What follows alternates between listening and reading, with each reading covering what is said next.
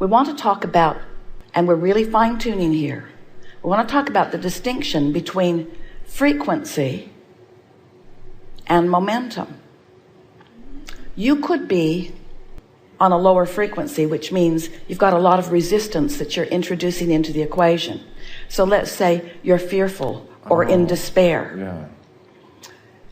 And you've been fearful and in despair for a while. You've been joining those groups. You've been having those online chats. You watch all the conspiracy theory movies. You've got a really strong thing going. In fact, you've got yourself revved up to a really fast momentum on a really low vibration. Follow that? Or you could be in a high flying place, and you could have been focused with specifics, and you could be having a really fast momentum on a really high flying vibration. Whatever momentum is stronger, whatever momentum is faster, usually dominates the conversation. So if someone comes into your space and they've really got that going on, it could challenge you where you are if you still have some untended to fears about some of the things that they have fears about active in your vibration. And when they come into your space with all of that momentum going, law of attraction is going to cause their fear and your fear to rendezvous. And when that happens, you're going to feel it, which is such a wonderful thing because it lets you know you've got some unresolved things going on that you didn't know you had going on, that are hindering you. You just didn't know they were hindering you because they're not active all the time.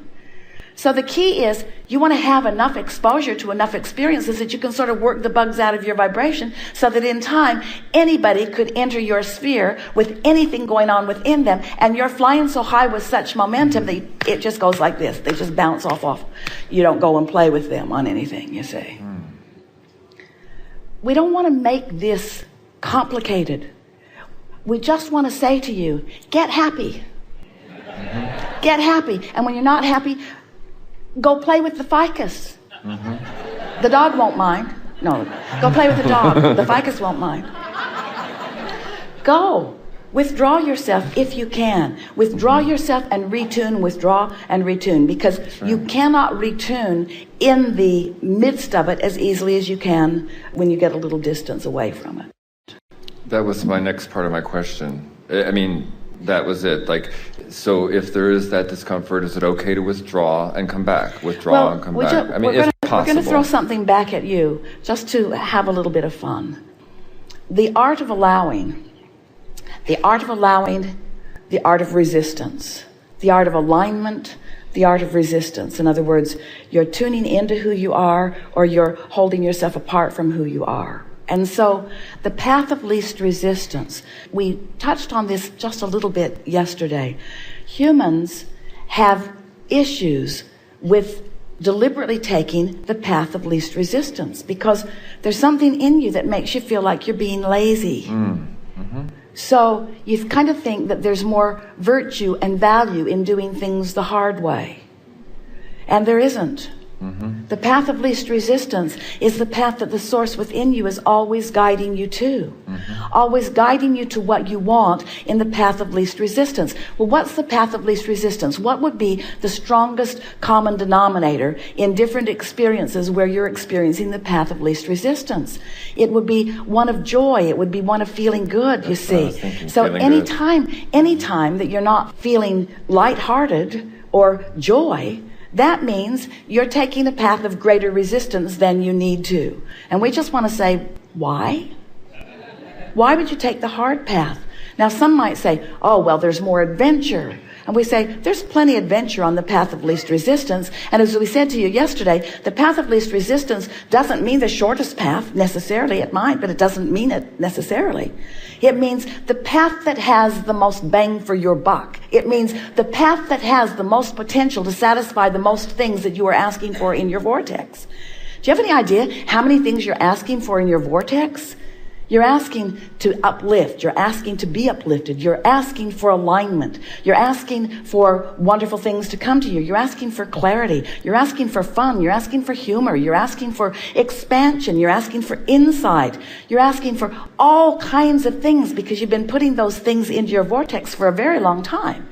And so as the source within you is guiding you along, it's not guiding you to the quickest way to satisfy this thing that you're active on right now, this one subject, while that certainly is an important factor in what you're being guided to. But the source within you is remembering everything you want. So let's say that you have something that you really are interested in accomplishing and you really want to get it done in a short period of time and you've been focusing and you've been thinking about it. Of course, Source is going to guide you more specifically to what you're asking for. But along the way, Source remembers all the other things you want, like human interaction.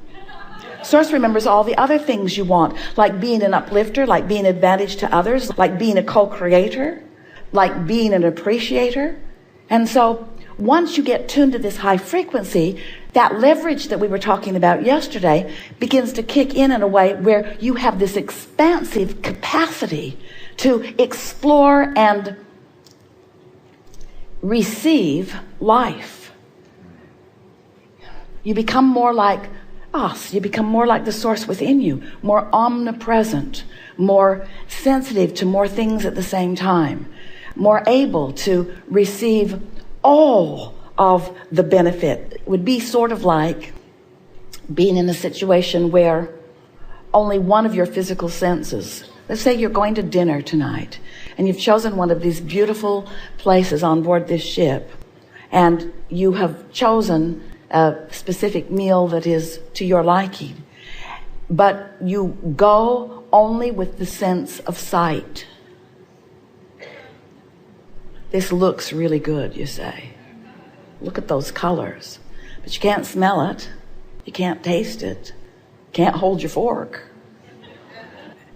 Bulky example. But what we are getting at, the more you tune yourself to this higher frequency, the greater your capacity to devour the deliciousness of every interaction with everything, so that you find yourself fascinated and enjoying the details, the tactile, visceral, extraordinary details, multi-leveled details of this time-space reality. Nice to know. So what do you do? So with all of that, what did we just say to you? Go to bed tonight, make a decision that when you get up in the morning, you're going to be happy. When you wake up, acknowledge that you are, and then do your best to stay there as long as you can. And if you find yourself in the middle of a conversation with someone and you feel yourself sort of slipping from it, just go 17, 16, 15. And they'll say, what are you doing? 14, 13. What are you doing? 12, 11. I'm working the bugs out of you. 9, 8, 7. I'm trying to see you through the eyes of Source. 6, 5, 4. What were you saying? What were you saying? 17, 16, 15, 14, 13, 12. You're looking better to me. 8, 7, 6, 5, 4. What were you saying? 17, 16, 15. Don't do it out loud. Don't do it out loud. Just have fun with this. You're meeting up with all kinds of people in all kinds of places. Esther was getting ready today and turned on her television with all the music to choose from. And the system was in one room and she was getting ready in the other. And she made 25 trips into the other room to change the music because she was reaching for something that was in a vibrational vicinity of where she was. And it seemed like no matter what one she chose, there were all kinds of different choices, it got into heavy stuff right away. And she thought, they should just put this all in one category and call it bummer. There was nothing uplifting about anything. Finally, she just turned it off and thought her own happy thoughts. You tune yourself to the frequency that is you. And everything that is the frequency that you are will then begin to reveal itself to you. And meanwhile, let's not make such a big thing about it. Helpful? Very. Really good.